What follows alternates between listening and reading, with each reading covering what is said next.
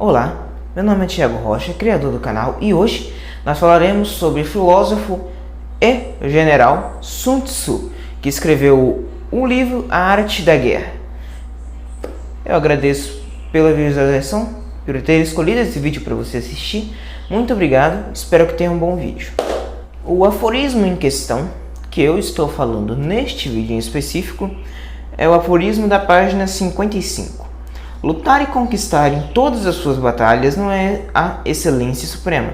A excelência suprema consiste em quebrar a resistência do inimigo sem lutar. Mas aí você me pergunta, Thiago, como pode alguém quebrar a resistência sem luta? E eu lhe respondo, o diálogo. Recentemente nós tivemos a perca de grande parte da aceitação da diplomacia russa pelos países do Ocidente. Então, a diplomacia seria como você resolver um problema sem você precisar se intrometer com a sua força diretamente. A Rússia já não consegue mais fazer isso, por exemplo.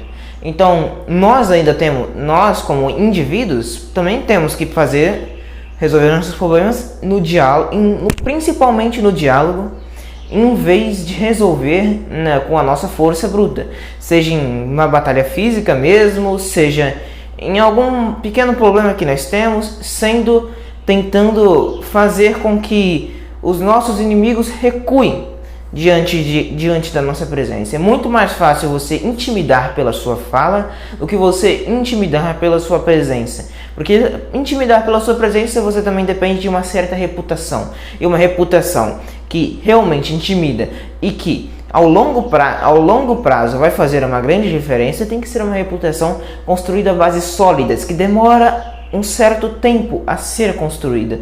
Então você conseguir dialogar com seu inimigo e fazê-lo sentir-se intimidado pela fala é muito mais conveniente a curto prazo.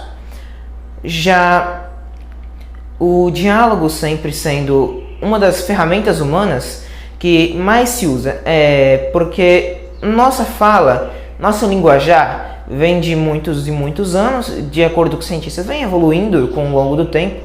De 5.000 anos para cá nós começamos a fazer as primeiras escrituras no Egito e na Mesopotâmia. Então nós sempre temos, e eles escreviam o quê? O que eles falavam. Não exatamente, porque eles tinham, no começo da escrita foi mais voltada para você numerais. Por exemplo, tem um número tanto de ovelhas e um tanto número de vacas. Você conseguir anotar e arquivar aquilo mais facilmente. Então, a escrita começou assim, mas a fala começou para se comunicar. Alguns cientistas dizem que a nossa fala começou para começar a falar das outras coisas, além da gente comunicar, por exemplo, um exemplo citado pelo próprio Yuval Noah no livro Sapiens dele. Digamos que tínhamos um humano em cima de uma árvore, e esse humano ele vê um leão. Então ele desce da árvore e conta aos outros humanos que ele viu um leão.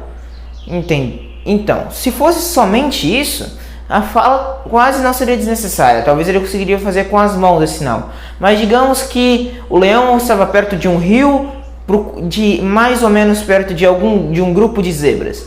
Então, o cara veria, e como que ele ia conseguir falar? Que ele está perto de um rio com zebras ali do lado. Talvez tivesse algumas árvores do lado, talvez um pouco de mato e o leão estivesse escondido por ali. Talvez tinha um hipopótamo se aproximando. Então, como ele falaria-se tanto de informações de um jeito tão preciso se não fosse pela fala? Então, a fala sempre vem sendo um dos principais ferramentas humanas, tanto para a comunicação quanto para a passagem de informações valiosas. E isso então, nós vemos que o diálogo sempre veio evoluindo conforme a humanidade. A Arte da Guerra, sendo um tratado militar escrito por volta de 500 a.C., se eu não me engano. Então, desde aquela época, os tratados, além de serem escritos, obviamente, também deveria ter muito diálogo para ver as partes. Até porque até nas negociações que estão de paz ocorrendo nos tempos atuais entre Rússia e Ucrânia, nós temos alguém escrevendo tudo, mas as negociações são feitas pelo diálogo, porque tal e tal pessoa quer uma coisa, essa outra pessoa quer outra, esse grupo de pessoas quer uma coisa que o outro não quer ceder de jeito nenhum. Então com o diálogo, persuadindo e tentando destrinchar os interesses em coisas menores para talvez desviar a atenção e conseguir o que um lado queira, sempre é importante. Nós quebrarmos a resistência do inimigo, como Sun Tzu diz, é você conseguir passar alguma confiança, você intimidar o seu inimigo, você conseguir entrar no território dele somente dizendo, somente falando, somente dialogando e conseguindo quebrar as barreiras com a sua voz, com a sua articulação ou com a sua dicção.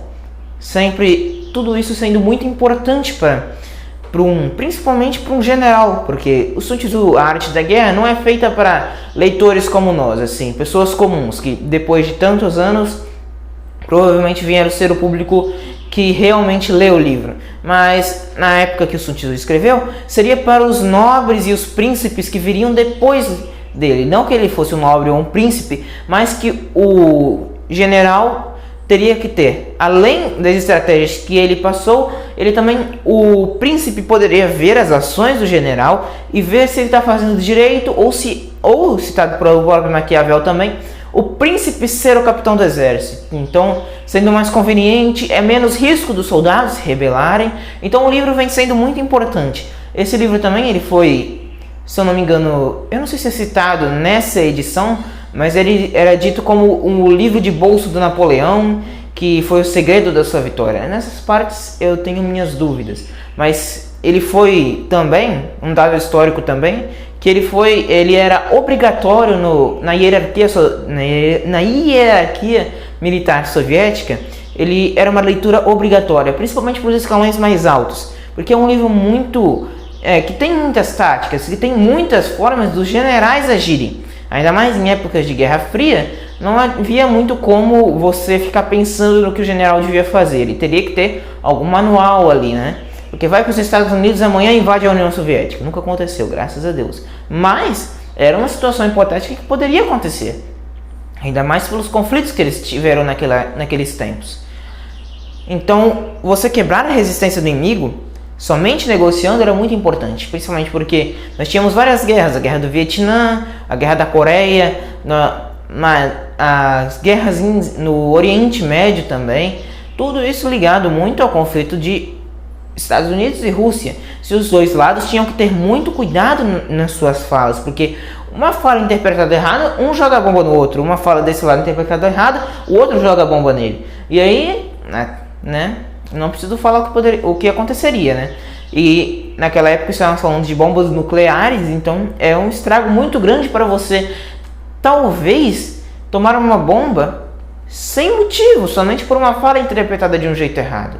Então, é muito importante nós desenvolvermos a nossa dicção, desenvolvermos a nossa voz é difícil, nossa voz, para conseguirmos não só adentrar em território inimigo, nós conseguimos quebrar a resistência do mesmo, mas também nós conseguimos dialogar de um jeito que as pessoas entendam e não se escandalizem. Muito obrigado por terem assistido esse vídeo. Eu agradeço pela visualização. Se você puder, deixe o like, compartilhe o vídeo e se inscreva aqui no canal. Eu agradeço por todo o apoio que vocês têm dado nos últimos vídeos. Muito obrigado e até a próxima.